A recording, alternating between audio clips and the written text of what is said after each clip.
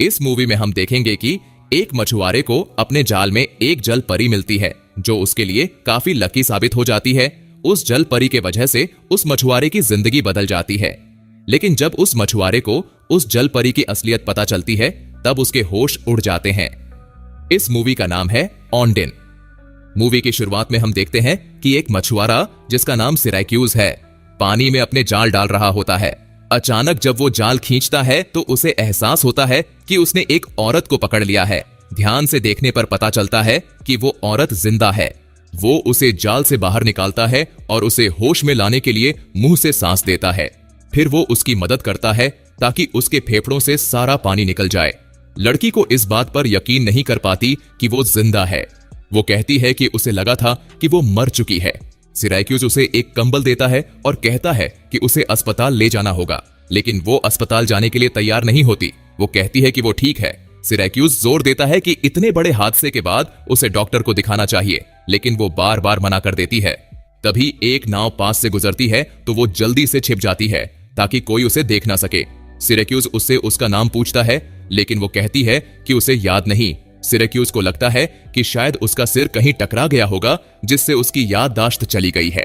वो उसे बताता है कि उसका नाम सिरैक्यूज है, लेकिन लोग उसे सर्कस बुलाते हैं। उसे समझ आता है कि ये लड़की नहीं चाहती कि कोई उसे देखे, इसीलिए वो उसे अपनी माँ के पुराने सुनसान घर में ले जाता है। वो उसे अपना टिफिन देता है और पूछता है कि क्या वो अकेले वहां रह पाएगी, क्योंकि उसे कहीं जाना है। लड़की कहती है कि वो रह लेगी। ये सुनकर सिरैक्यूज हैरान होता है, लेकिन फिर भी चला जाता है। इसके बाद सिरैक्यूज अपनी एक्स वाइफ के घर जाता है ताकि अपनी बेटी एनी को डायलिसिस के लिए हॉस्पिटल ले जा सके। एनी डिसेबल्ड है। सिरैक्यूज उसे गोद में उठाता है और पूछता है कि क्या उसके साथ हाल ही में कुछ अजीब या जादुई हुआ है। एनी उससे पूछती है कि वो हमेशा यही सवाल क्यों करता है। सिरैक्यूज जवाब देता है कि वो हमेशा यही उम्मीद करता है कि उसकी जिंदगी में कुछ अजीब या अद्भुत हो। डायलिसिस के दौरान एनी सिरैक्यूज से एक कहानी सुनाने को कहती है। सिरैक्यूज उसे एक मछुआरे की कहानी सुनाता है जिसने अपने जाल में एक औरत को पकड़ा। एनी उससे पूछती है कि वो औरत कौन सी प्रजाति की थी। सिरैक्यूज समझ नहीं पाता कि वो क्या पूछ रही है। एनी पूछती है कि क्या वो औरत कोई जलपरी या सेल की थी। सिरैक्यूज जवाब देता है कि वो कह नहीं सकता। बाद में सिरैक्यूज एनी के लिए एक ऑटोमेटिक व्हील चेयर लेकर आता है ताकि वो खुद घूम सके। वो उसे घर छोड़ने जाता है जहां उसकी एक्स वाइफ बताती है कि एनी को किडनी ट्रांसप्लांट की जरूरत है, लेकिन डॉक्टर को अब तक कोई सही डोनर नहीं मिला है। इसके बाद सिरैक्यूज वापस उस रहस्यमयी औरत के पास जाता है और देखकर चौंक जाता है कि वो अब भी वही है। वो पूछती है कि उसे इतना आश्चर्य क्यों हो रहा है। सिरैक्यूज कहता है कि उसे लगा था कि शायद ये सब उसने बस सपना देखा था। वो अपनी नाव को मछली पकड़ने के लिए तैयार करता है तो औरत पूछती है कि क्या वो उसके साथ जा सकती है। सिरैक्यूज कहता है कि मछली पकड़ने की नाव पर औरतों का जाना अशुभ माना जाता है, लेकिन फिर वो अपना मन बदल लेता है और उसे अपने साथ ले जाता है। सिरैक्यूज हमेशा की तरह मछली पकड़ने में संघर्ष कर रहा होता है। वो औरत से पूछता है कि क्या अब उसे अपना नाम याद है। वो कहती है कि वो उसे ऑनडाइन बुला सकता है। सिरैक्यूज पूछता है कि इसका क्या मतलब है। वो जवाब देती है कि ये एक ऐसी औरत का नाम है जो समंदर से आई थी। फिर वो एक अनजान भाषा में एक खूबसूरत गाना गाने लगती है। जैसे ही वो गाना गाती है, सिरैक्यूज अपना जाल खींचता है और देखता है कि इस बार उसने कुछ लॉबस्टर पकड़ लिए हैं। उसे ये अजीब लगता है। वो फिर से एक और जाल पानी में डालता है, लेकिन इस बार वो खाली निकलता है। फिर वो ऑनडाइन से गाने के लिए कहता है। जैसे ही वो गाना गाती है, वो जाल पानी में फेंकता है और जब निकालता है तो उसमें कई लॉबस्टर फंसे होते हैं। उसे समझ आता है कि वो उसके लिए लकी है। वो उसे लॉबस्टर के पंजे बांधना सिखाता है। वो पूछती है कि क्या उसे हमेशा इतने लॉबस्टर मिलते हैं। वो जवाब देता है कि ऐसा बहुत कम होता है। फिर सिरैक्यूज कहता है कि अब वो इन्हें बेचने शहर जाएंगे और ऑनडाइन को उसके गाने के बदले उसका हिस्सा मिलेगा। लेकिन वो कहती है कि वो उसके साथ नहीं जाएगी क्योंकि वो नहीं चाहती कि लोग उसे देखें। वो कहता है कि उसने तो उसे देखा है, लेकिन वो जवाब देती है कि सिर्फ वही उसे देख सकता है। सिरैक्यूज लॉबस्टर बेच देता है और मिले हुए पैसों से ऑनडाइन के लिए एक ड्रेस खरीदता है। फिर वो अपनी बेटी एनी से स्कूल में मिलता है और डायलिसिस के दौरान जो कहानी सुना रहा था उसे आगे बताता है। वो कहता है कि समंदर से आई रहस्यमयी औरत एक अजीब भाषा में गाना गाती है और उसकी आवाज से सारे लॉबस्टर उसके पास आ जाते हैं, जिससे मछुआरे को उन्हें पकड़ने में आसानी होती है। एनी कहती है कि वो जरूर एक सेल्की होगी, क्योंकि सेल्की वो जादुई जीव होते हैं जो आधे इंसान और आधे सील होते हैं। जब वो जमीन पर आते हैं तो अपनी सील की खाल उतार देते हैं। वो बताती है कि उसका गाना असल में समंदर के बाकी जीवों से बात करने का एक तरीका है। फिर वो पूछती है कि कहानी में मछुआरा कौन है। सिरैक्यूज कहता है कि वो खुद है, लेकिन उसने ये कहानी बस उसके लिए बनाई है। एनी को उसकी बात पर पूरा यकीन नहीं होता और वो उसका पीछा करती है। सिरैक्यूज अपनी माँ के घर पहुंचता है और देखता है कि ऑनडाइन उसकी माँ के पुराने जूते पहनने की कोशिश कर रही है, लेकिन उसे लेस बांधना नहीं आता, जो उसे थोड़ा अजीब लगता है। फिर वो उसे वो ड्रेस देता है जो उसने खरीदी थी और ऑनडाइन उसे शुक्रिया कहने के लिए उसे किस कर देती है। वो पूछता है कि वो कितने दिनों तक यहाँ रहेगी। ऑनडाइन कहती है कि ये उस पर निर्भर करता है। सिरैक्यूज जवाब देता है कि अगर ये उस पर है तो वो हमेशा के लिए रह सकती है। इस बीच एनी चुपचाप पूरी सिचुएशन को देख रही होती है। वो फैसला करती है कि वो सेल्की के बारे में पढ़ेगी ताकि समझ सके कि असल में क्या चल रहा है। सिरैक्यूज चर्च पहुंचता है कन्फेशन के लिए। वो फादर को बताता है कि वो एक शराबी था, लेकिन अब 2 साल से एक ड्रॉप तक नहीं पी है, जबकि उसकी एक्स वाइफ अब भी पीती है। वो चाहता है कि अपनी बेटी को उसकी कस्टडी से निकाल सके। वो फादर को ऑनडाइन के बारे में भी बताता है। फादर और सवाल करता है, लेकिन सिरैक्यूज ये नहीं बताता कि वो उसे कहां रख रहा है। दूसरी तरफ ऑनडाइन पानी में तैरने के लिए चली जाती है। जब वो पानी से बाहर आती है तो एनी वहीं खड़ी होती है। एनी कहती है कि उसे पता था उसके डैड ने ये कहानी खुद से नहीं बनाई और ऑनडाइन सच में एक सेल्की है। ऑनडाइन को समझ आता है कि एनी सिरैक्यूज की बेटी है। एनी ऑनडाइन से पूछती है कि क्या उसके पास जादुई ताकतें हैं और क्या वो उसे ठीक कर सकती है। ऑनडाइन पूछती है कि उसे क्या हुआ है तो एनी बताती है कि उसे किडनी फेलियर है। एनी नोटिस करती है कि ऑनडाइन ठंडी लग रही है और वो कहती है कि ऐसा इसलिए है क्योंकि सेल्की का असली घर पानी के अंदर होता है। ऑनडाइन कहती है कि उसे समझ नहीं आ रहा कि एनी क्या कह रही है, लेकिन एनी जवाब देती है कि उसने पूरी रिसर्च कर ली है, इसलिए दोनों को अब एक दूसरे से झूठ नहीं बोलना चाहिए। एनी बताती है कि सेल्की 7 साल तक जमीन पर रह सकती है, लेकिन इसके लिए उन्हें अपनी सील की खाल को जमीन में छुपाना पड़ता है और इस दौरान वो 7 आंसू बहाएंगी। अगर ऐसा होता है तो वो किसी इंसान के साथ खुशी पा सकती है। एनी वहां से जाने लगती है और ऑनडाइन उसे गले लगाती है और कहती है कि उसे फिर से मिलने का इंतजार रहेगा। एनी नोटिस करती है कि उसकी गाल गीली है, यानी ऑनडाइन ने पहले ही अपने 7 आंसुओं में से एक रो दिया है। इस बीच सिरैक्यूज लाइब्रेरी जाता है सेल्की पर किताबें लेने, लेकिन उसे पता चलता है कि एनी ने पहले ही सारी बुक्स इश्यू करवा ली हैं। सिरैक्यूज ऑनडाइन को फिर से मछलियां पकड़ने ले जाने का ऑफर देता है। ऑनडाइन कहती है कि वो तभी चलेगी जब सिरैक्यूज प्रॉमिस करेगा कि उसके अलावा कोई उसे नहीं देखेगा। सिरैक्यूज प्रॉमिस करता है। जब वो मछलियां पकड़ रहे होते हैं तो फिशिंग पेट्रोल की बोट पास से गुजरती है और ऑनडाइन छुप जाती है। ऑनडाइन फिर से गाना गाती है और सिरैक्यूज को ढेर सारी सैल्मन मछलियां मिलती हैं। फिशिंग पेट्रोल के लोग सिरैक्यूज की बोट पर चढ़ जाते हैं, ये देखने के लिए कि उसने इतनी सारी सैल्मन कैसे पकड़ ली। वे उसकी नेट को चेक करते हैं और तभी उनकी नजर ऑनडाइन पर पड़ती है, जो छुप रही थी। वो कहते हैं कि यहाँ एक लड़की है। सिरैक्यूज पूछता है कि क्या ये गैरकानूनी है, तो वो जवाब देते हैं कि नहीं, लेकिन ये थोड़ा अजीब जरूर है।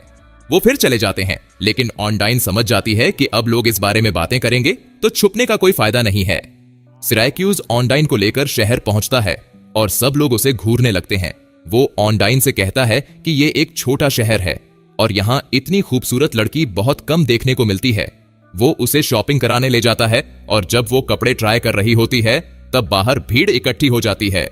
इस बीच सिरैक्यूज और एनी डिस्कस करते हैं कि उसने ऑनडाइन को सील रॉक के पास पाया था और ये लॉजिकली सही लगता है, क्योंकि अगर वो सेल्की है तो वही उसका सही ठिकाना होगा। फिर हम देखते हैं एनी और ऑनडाइन पुराने घर में होते हैं। जब एनी बताती है कि उसे तैरना नहीं आता, ऑनडाइन उसे सिखाने का फैसला करती है, लेकिन जब वो सिखा रही होती है तब उसे पानी में कुछ दिखता है। वो फौरन एनी को पानी से निकालती है और खुद अंदर जाकर उस चीज को उठाती है। एनी पूछती है कि क्या ये उसकी सील कोट यानी कि खाल है। ऑनडाइन तुरंत हाँ कह देती है। वो कहती है कि इसे जमीन में गाड़ देना चाहिए ताकि वो 7 साल तक जमीन पर रह सके। फिर एनी और ऑनडाइन मिलकर उस रहस्यमयी चीज को जमीन में दफना देते हैं और ऑनडाइन एनी से प्रॉमिस लेती है कि वो किसी को भी इसके बारे में नहीं बताएगी। इसके बाद एनी, ऑनडाइन और सिरैक्यूज समंदर किनारे जाते हैं। वहां एनी सिरैक्यूज को बताती है कि ऑनडाइन 7 साल तक किसी इंसान के साथ रह सकती है जब तक कि उसका सेल की पति उसे लेने ना आ जाए। वो ये भी बताती है कि सेल की विश भी पूरी कर सकते हैं। इसी दौरान एक आदमी शहर में आता है और किसी को ढूंढने लगता है। इसके बाद सिराक्यूज एनी को घर छोड़ता है और उसकी मां बताती है कि एक काले बालों वाला आदमी पूरे शहर में किसी को ढूंढ रहा है, लेकिन वो जिस नाम से पूछ रहा है वो ऑनडाइन का नाम नहीं है।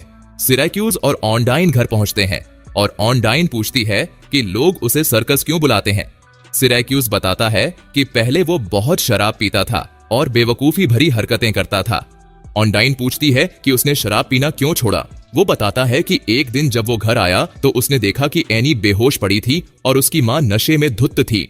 उसे एहसास हुआ कि उनमें से किसी एक को तो सोबर रहना होगा ताकि एनी का ध्यान रखा जा सके, इसलिए उसने शराब छोड़ दी, लेकिन उसकी बीवी ने उसे घर से निकाल दिया। वो सिर्फ एक मामूली मछुआरा था, इसलिए सरकार ने एनी की कस्टडी उसकी मां को दे दी। इस दुख भरी कहानी के बाद दोनों के बीच नजदीकियां बढ़ती हैं और दोनों इंटीमेट हो जाते हैं। इसके बाद सिराक्यूज चर्च में फिर से कन्फेशन के लिए जाता है।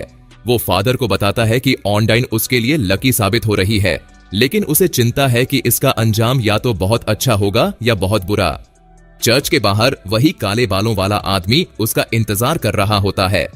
वो सिराक्यूज से पूछता है कि उसने उस लड़की को क्या नाम दिया जिसे उसने समंदर से निकाला था। सिराक्यूज जवाब देने से मना कर देता है। इधर ऑनडाइन घर में सो रही होती है जब उसे बाहर हेडलाइट्स की रोशनी दिखती है। उसे समझ आ जाता है कि वो वही काले बालों वाला आदमी है और वो फौरन छुप जाती है। उधर सिराक्यूज एनी को उसकी डायलिसिस अपॉइंटमेंट से घर छोड़ने जाता है, लेकिन घर लॉक होता है। चाबियां उसके एक्स वाइफ के पास होती हैं, जो इस समय किसी बार में होती है।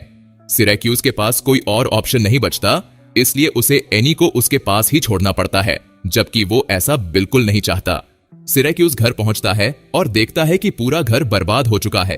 वो फौरन ऑनडाइन के लिए परेशान हो जाता है और उसे ढूंढने निकलता है।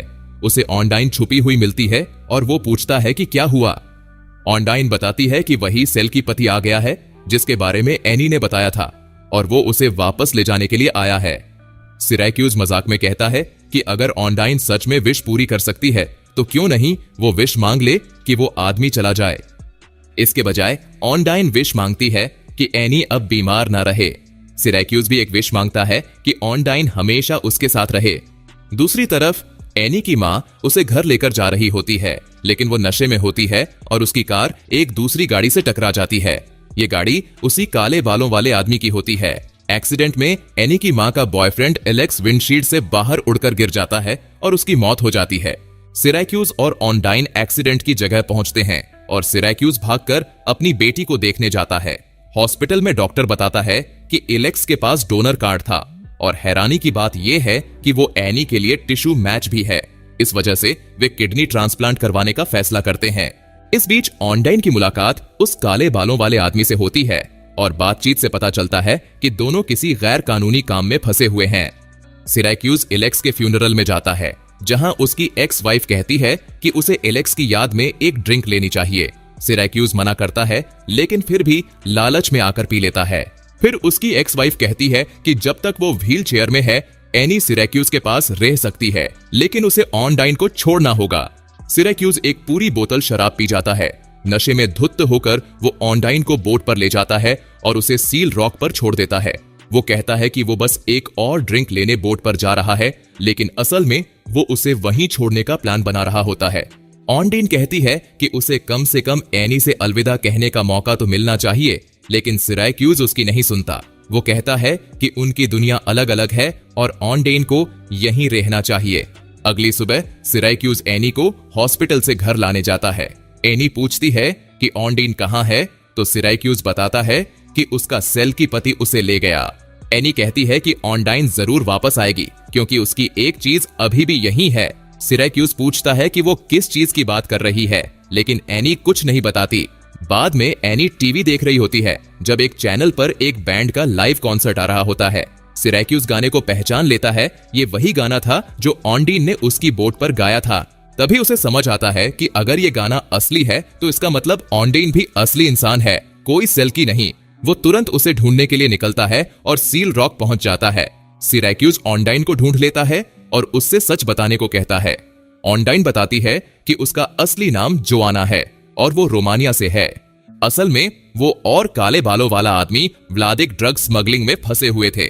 जब उन्हें आयरिश कोस्ट गार्ड ने पकड़ लिया तो व्लादिक ने उसे जबरदस्ती ड्रग्स लेकर समंदर में कूदने को कहा। वो बहुत अच्छी स्विमर थी, लेकिन आयरिश लहरों ने उसे डुबा दिया। तभी सिरैक्यूज ने उसे बचाया था। इसके बाद सिरैक्यूज और जोआना घर पहुंचते हैं, लेकिन वहां व्लादिक पहले से मौजूद होता है। व्लादिक और उसका एक साथी सिरैक्यूज और एनी को धमकाते हैं कि अगर जोआना उन्हें ड्रग्स का सही ठिकाना नहीं बताती तो वो उन्हें मार देंगे। जोआना उन्हें वहां ले जाती है जहां उसने ड्रग्स छुपाए थे, लेकिन वो वहां से गायब होते हैं। तभी एनी बताती है कि उसने सील कोट यानी वो पैकेज हटा दिया था, क्योंकि वो नहीं चाहती थी कि कोई उसे ढूंढ ले, क्योंकि तब ऑनडाइन यानी जोआना को यहां से जाना पड़ता। जोआना वादा करती है कि अगर एनी उसे सही जगह बता दे तो वो हमेशा यहीं रहेगी। एनी बताती है कि उसने उसे लॉबस्टर पॉट में छुपाया था। सभी बोट पर जाते हैं और जैसे ही व्लादिक लॉबस्टर पॉट निकालता है, जोआना चालाकी से रस्सी खींचकर व्लादिक और उसके साथी को पानी में गिरा देती है। वो दोनों तैरना नहीं जानते और डूबकर मर जाते हैं। बाद में पुलिस आती है और जोआना को हिरासत में ले लेती है, जबकि सिरैक्यूज और एनी घर चले जाते हैं। इसके बाद सिरैक्यूज फिर से चर्च में कन्फेशन करने जाता है। वो बताता है कि जोआना अगले हफ्ते जज के सामने पेश होगी, क्योंकि वो इस देश की नागरिक नहीं है, उसे डिपोर्ट किया जाएगा। लेकिन अगर वो यहाँ की नागरिक बन जाए तो उसे यहाँ रहने दिया जाएगा और इसके लिए उसे किसी से शादी करनी होगी। फादर मुस्कुराते हैं और कहते हैं, तो अब सवाल ये है कि उससे शादी करेगा कौन? अगले सीन में एनी जोआना को वेडिंग ड्रेस पहनने में मदद कर रही होती है और सिरैक्यूज खुद एक शानदार सूट में तैयार होता है। तीनों बोट में बैठकर शादी की ओर रवाना होते हैं। पूरे गांव के मछुआरे देखते हैं जब सिरैक्यूज अपनी समुद्र की परी जैसी खूबसूरत पत्नी को किस करता है। इसी के साथ ये मूवी यही खत्म हो जाती है। अगर आपको हमारा एक्सप्लेनेशन पसंद आया हो तो वीडियो को एक लाइक जरूर करें